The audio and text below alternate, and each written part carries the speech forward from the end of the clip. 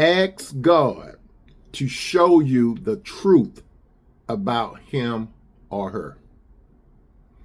My friends, you may know something is not right about a particular person, but you cannot quite put your finger on it. It can be a family member, a friend, co-workers, or other people that come into your presence.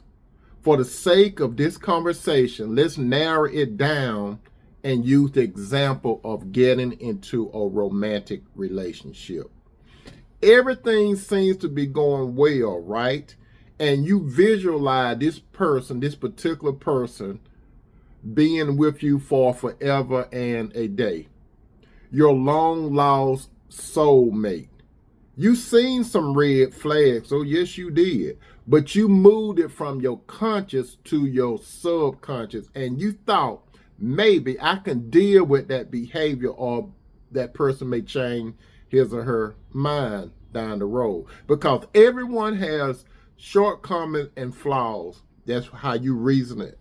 This is what you continue to say to yourself.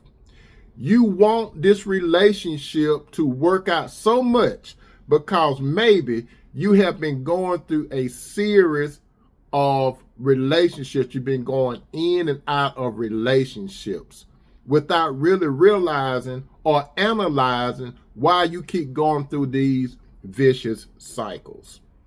You talk to the person, and maybe you introduce the person to your inner circle. Your inner circle meaning some of your family members and your friends. But something is nagging you deep on the inside of your being about this person, even though you want it to really work.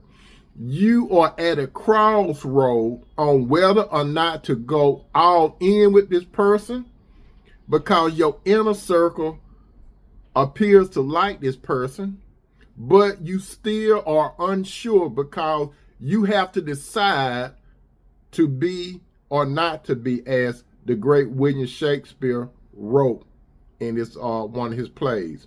One thing that I have done, or to say it differently, one thing that I have not done personally from a few episodes in my life, as many of you have not done when it comes to deciding to go 100% into a relationship, was going by your feelings and not asking God about the person. As it is written in the book of Jeremiah, chapter 17:9, when you go by your heart, the human heart is the most deceivable, or to say it different, the most deceitful of all things, and desperately wicked. Who really knows how bad it is? People do not go by your heart when you're making a decision, unless it's about God. If you ask God, he will actually show and tell you about that person that is sitting across the table from you. While that gentleman or lady is talking, you are listening. You're looking into that person's eyes, being very quiet. But what that person doesn't realize is God is speaking to you through his spirit when you're talking to him. That's a conversation between you and God. The person is not aware of what's going on, but you are. And God will reveal to you through his spirit, yes or no. It's not going to be a maybe. It's going to either be yes or no. For God is not the author of confusion, but of peace. As it is written in the book of Corinthians, chapter 14:33, and that's 1 Corinthians. For God is not the author of confusion, but of peace, as in all the churches of the saints. The person, again, will not hear God, but you will. Then it's up to you, my friend, to move forward or to walk away in silence from what could be a potential bad relationship. Checkmate. Remember this, believe this, say la vie, and amen.